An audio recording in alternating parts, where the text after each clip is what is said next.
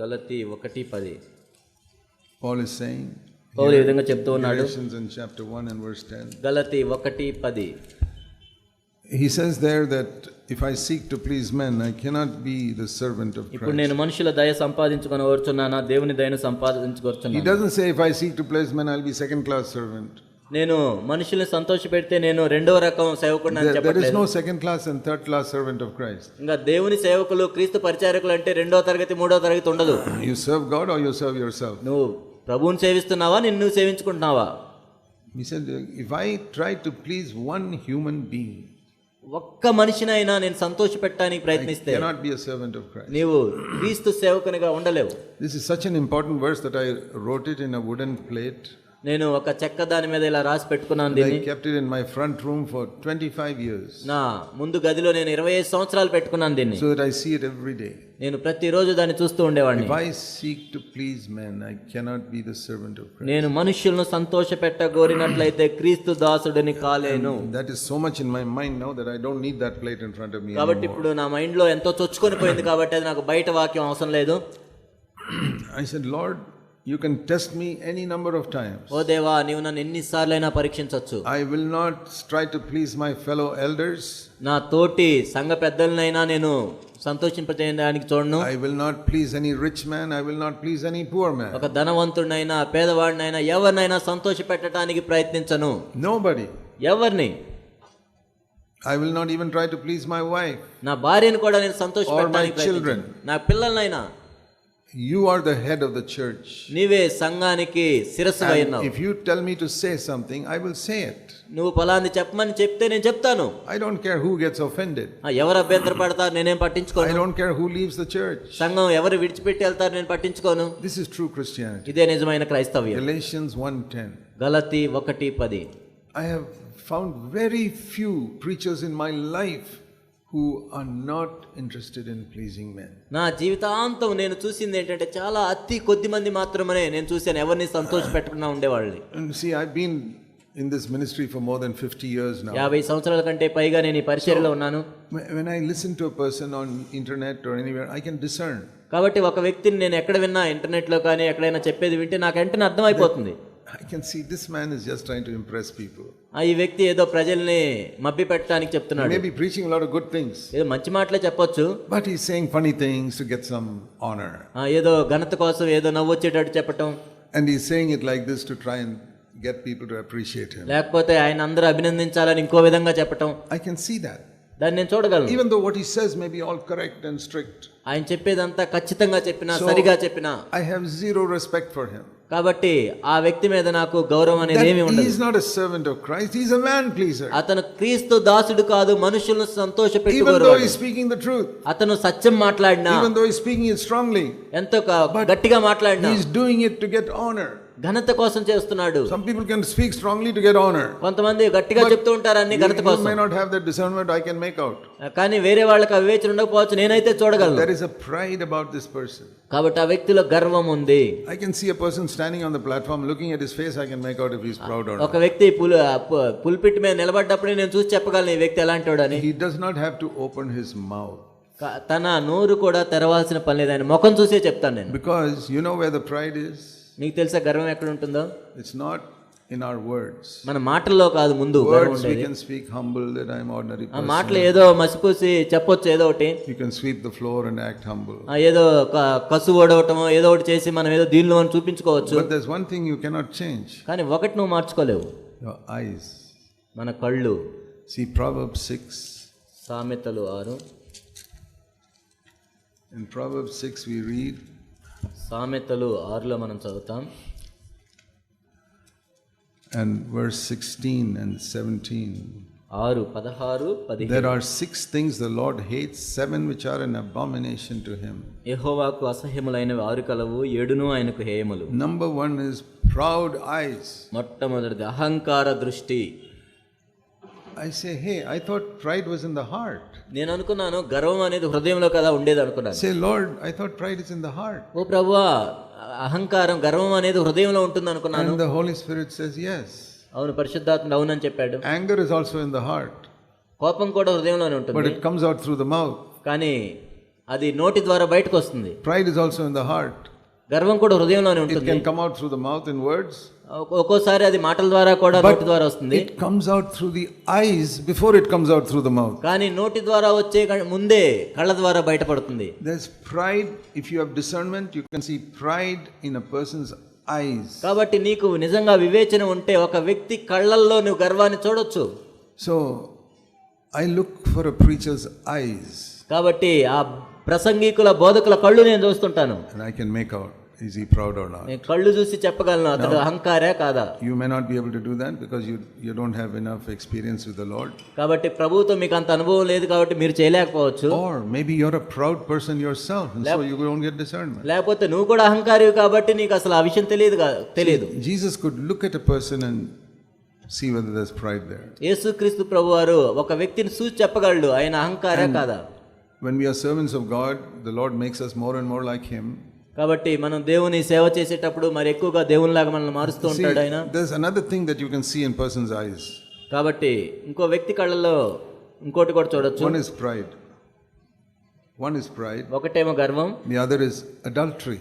రెండోది మోహం. If a person has got adultery in his heart, ఒక వ్యక్తి తన హృదయంలో వ్యభిచార తలంపులు కలిగి even if he has never physically committed adultery, భౌతికంగా లైంగిక సంబంధమైన పొరపాటు చేయకపోయినా he is frequently thinking adulterous thoughts in his heart. వ్యభిచార తలంపులు ఆయన తలస్తూ ఉన్నట్లయితే you know what will happen? ఏం జరుగుతుందో తెలుసా? It will come out through his eyes. తన కళ్ళల్లో బయటపడుతుంది. And I can see that. నేను చూడగలను దాన్ని. And a woman can see it much quicker. ఒక స్త్రీ ఇంకా త్వరగా కనిపెట్టగలదు. Even if she is not a spiritual woman, ఒకవేళ ఆమె అంత ఆత్మీయురాలు కాకపోయినా she can see the way a man is looking that there is adultery in his eyes. ఒక వ్యక్తి తను చూసే చూపును బట్టి ఒక స్త్రీ చెప్పగలదు వ్యభిచార తలంపులు ఉన్నాయా లేవా. 2 Peter chapter 2. 2 పేతురు 2 about false prophets. అబద్ధ ప్రవక్తల గురించి ఇక్కడ చెప్పబడింది. This whole chapter is full of false prophets. Verse 1, there are false prophets, then there will be false prophets now. అబద్ధ ప్రవక్తలు అప్పుడు ఉన్నారు ఇప్పుడు ఉన్నారు. And one of the characteristics of false prophets, వాళ్ళ లక్షణాలు ఏంటంటే is verse 14. 14వ వచనం. Their eyes are full of adultery. వ్యభిచారిణి చూచి ఆశించుచు పాపము మానలేని కన్నులు. Eyes can be proud. కాబట్టి కళ్ళల్లో గర్వం కనపడుతుంది. Eyes can be full of adultery. కళ్ళల్లో వ్యభిచారం కనపడుతుంది. You can pretend to be humble, నువ్వేదో దీనుడిగా నటించొచ్చు, but you can't change your eyes. కానీ నీ కళ్ళను నువ్వు మార్చలేవు. However much you pretend, you cannot change your eyes. నువ్వెంత నటించినా నీ కళ్ళను మార్చలేవు. You can pretend to be very pure when talking to women and others and all that. ఏదో స్త్రీలతో మాట్లాడు ఏదో పవిత్రంగా ఉన్నట్లు నటించొచ్చు. You can't change your eyes because that comes out from what you are thinking at other times. నీ కళ్ళను నువ్వు మార్చలేవు ఎందుకంటే ఎల్లప్పుడూ నువ్వు ఏదైతే తలంపులు తలుస్తున్నావో బయటకు వస్తాయి. Doesn't matter who you are. నువ్వెవరైనా సరే. You may be a great preacher. ఏదో గొప్ప ప్రసంగికుడు అయి ఉండొచ్చు. But in your secret life, if you are lusting after women, నీ రహస్య తలంపుల్లో స్త్రీల ఎడల మోహపు చూపులు కలిగి ఉన్నట్లయితే తలంపులు కలిగి ఉన్నట్లయితే అది నీ కళ్ళ ద్వారా బయటపడుతుంది. And on the other hand, if you spend your secret lives looking into Jesus' face, నువ్వు యేసుక్రీస్తు ప్రభువుతో గడుపుతూ ఉన్నట్లయితే రహస్యంగా ఆయన ముఖాన్ని చూస్తూ ఉన్నట్లయితే there will be purity in your eyes. నీ కళ్ళల్లో పవిత్రత అనేది బయటపడుతుంది. There will be humility in your eyes. దీనత్వం అనేది నీ కళ్ళల్లో బయటపడుతుంది. That also comes from the heart into the eyes. అది కూడా హృదయం నుండే కళ్ళల్లోకి వస్తుంది. So we can pretend to be humble, pretend to be pure, but you can't change your eyes. ఏదో దీనుడిగా ఉన్నట్టు నటించొచ్చు, పవిత్రుడిగా ఉన్నట్టు నటించొచ్చు, కానీ మన కళ్ళను మార్చలేము. That's why whenever any brother seeks to join our church, I look at his eyes first. కాబట్టి ఏదైనా ఒక వ్యక్తి మన సంఘంలో చేరాలనుకుంటే మొదట అతని కళ్ళు చూస్తాను నేను. And people stand on the platform and sing and preach. ఆ పుల్పుట్ మీద నిలబడి పాటలు పాడేవాళ్ళు లేకపోతే బోధించేవాళ్ళు. I can look at their expression and I know they are proud. కాబట్టి వాళ్ళ హావభావాలు చూసి నేను చెప్పగలను వాళ్ళు గర్విష్ఠులా కాదా, or they are impure. వాళ్ళు అపవిత్రులని చెప్పగలను. Very important in these days to have discernment. ఈ రోజుల్లో అటువంటి వివేచన మనం కలిగి ఉండటం ఎంతో శ్రేయస్కరం. You know, just like Ananias and Sapphira never said anything, but Peter could discern. అననీయ సప్పిరాలు వాళ్ళు నోరు తెరిచి ఏం మాట్లాడలేదు, కానీ పేతురు గ్రహించగలిగాడు. Anyone who is a spiritual leader needs to pray for discernment. కాబట్టి ఒక ఆత్మ సంబంధమైన నాయకుడు దేని గురించి ప్రార్థన చేయాలంటే వివేచన గురించి ఎక్కువగా ప్రార్థించాలి. Discernment is not suspicion. వివేచన అంటే ఏదో అనుమానంగా ఉండటం కాదు. అందరి మీద you don't like somebody and so you suspect him, he's like this, అంటే మనకు ఒక నచ్చనట్లయితే ఇప్పుడు అనుమానంగా అది చేశాడు ఇది చేశాడు అని అనుకోవటం కాదు. No, Only if you have love in your heart for everybody, God will give you discernment. కేవలం నువ్వు అందరి ఎడల ప్రేమ కలిగి ఉన్నప్పుడే దేవుడు నీకు వివేచన ఇవ్వగలడు. If there's somebody you hate, somebody you don't like, ఎవరినైనా నువ్వు ఇష్టపడినట్లయితే, ద్వేషించినట్లయితే, I tell you, in 100 years God will not give you నేను discernment. చెప్తాను, నువ్వు 100 సంవత్సరాలు ఏం చేసినా దేవుడు నీకు వివేచన వరం ఇవ్వడు. God will give discernment to those who love everybody. అందరిని ప్రేమించగలిగే వారికే దేవుడు వివేచన వరాన్ని ఇస్తాడు. God loved the whole world. దేవుడు ఈ లోకం అంతటిని ప్రేమించాడు. He loved the adulterers, the thieves, the crooks, the murderers, everybody. దొంగల్ని, నరహంతకుల్ని, వ్యభిచారుల్ని, మోసగాళ్ళని అందరిని ప్రేమించాడు. And he gave his son to die for all of them. అందరి కోసం దేవుడు తన కుమారుణ్ణి పంపించాడు. And if that Holy Spirit comes into your heart, you will have the same love for everybody. ఆ పరిశుద్ధాత్మ నీ హృదయంలోనికి వచ్చినట్లయితే అందరి ఇలా నువ్వు కూడా అటువంటి ప్రేమనే కలిగి ఉంటావు. Whoever they are.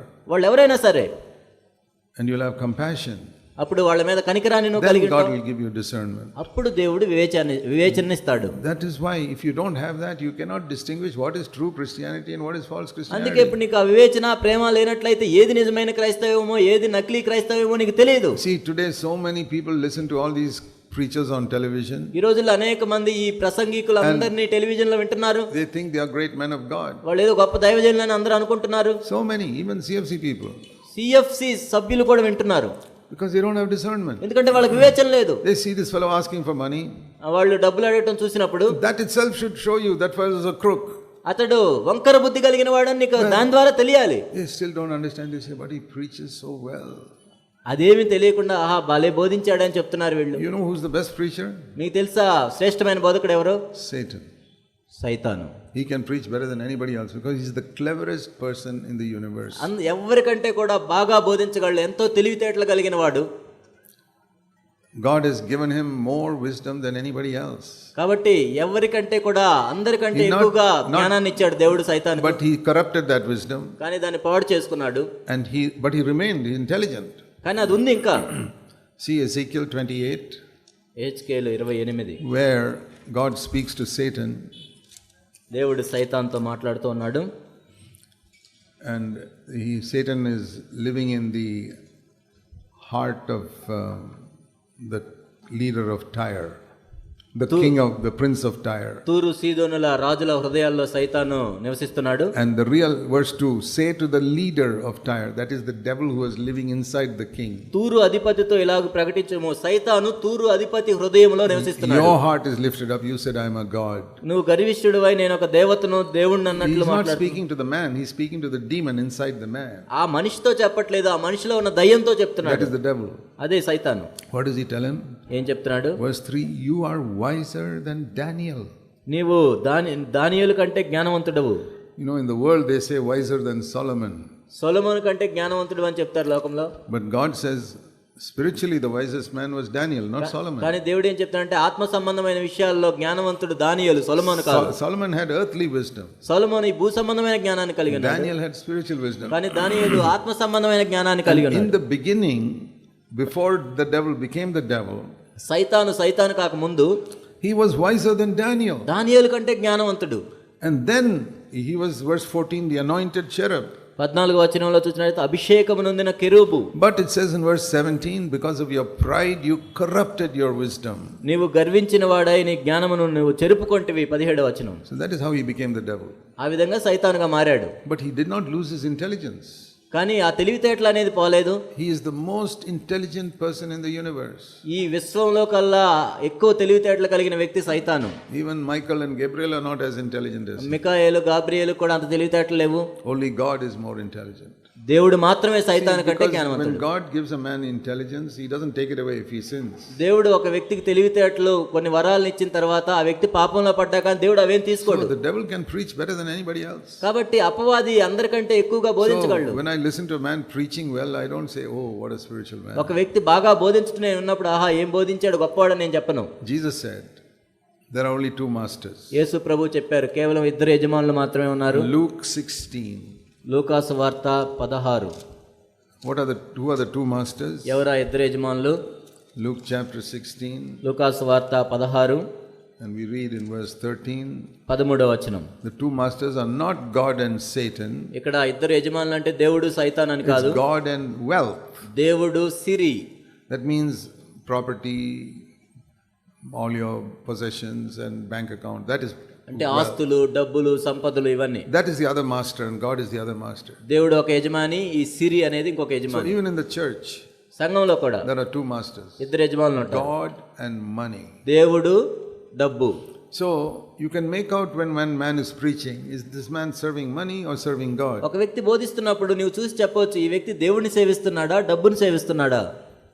And God tests them. దేవుడు పరీక్షిస్తాడు. For example, ఉదాహరణకు, like I told you, he tested me. నన్ను కూడా పరీక్షించాడు. He called me for a particular task. ఒక వ్యక్తి ఒక పని కోసం దేవుడు నన్ను పిలిచాడు, to preach the word of God. దేవుని వాక్యాన్ని And ప్రకటించడానికి. here was some Christian organization asking me to sit behind a desk and be an administrator. కానీ ఒక క్రైస్తవ సంస్థ నన్ను పిలిచి నువ్వు కుర్చీలో కూర్చొని నువ్వు అంతా పనులని చూసుకోవాలని చెప్పింది. More money, free car, free phone, so many things. ఎక్కువ డబ్బులు వస్తాయి, ఉచితంగా కారు, ఉచితంగా ఫోన్, ఉచితంగా ఇల్లు. I said no, God has called me to preach the word. లేదు, దేవుడు నన్ను తన వాక్యాన్ని ప్రకటించడానికి పిలిచాడు. Like the apostle said, we can't serve tables. అపోస్తలులు చెప్పినట్లుగా మేము ఆహారం పంచే విషయంలో మేము నిమగ్నమై ఉండలేము. I can't sit behind a table and do administration. కాబట్టి నేనేదో పనులన్నీ చూసుకోవడానికి కూర్చొని ఉండలేను. It was a test. అదొక పరీక్ష. But many people are tested like that. అనేక మంది ఆ విధంగా పరీక్షించబడుతూ ఉంటారు. Even preachers. అనేక మంది బోధకులు కూడా. పాస్టర్లు. They are pastoring in one church. They are pastoring one church. వాళ్ళు ఒక సంఘంలో కాపరిగా ఉంటారు. Another church will invite them, give them more salary. ఇంకో సంఘం ఎక్కువ జీతం ఇస్తామని పిలుస్తారు. And they go there. వాళ్ళు అక్కడికి వెళ్తారు. And what will they say? వాళ్ళు ఏం చెప్తారు? I have prayed about it and the Lord is leading me there. నేను ప్రార్థన చేశాను, దేవుడు నన్ను అక్కడికి నడిపించాడు. It is like Balaam prayed and said, God is leading me to go. బిలాము ప్రార్థించినట్లుగా దేవుడు నన్ను అక్కడికి నడిపించాడు అని. Don't be deceived by all this. దీనంతటిని బట్టి మోసపోవద్దు. If you see any preacher even slightly interested in money, ఏ బోధకుడైనా కొంచెమైనా ధనాశను కలిగి ఉన్నట్లయితే he is a false prophet. అతడు అబద్ధ ప్రవక్త.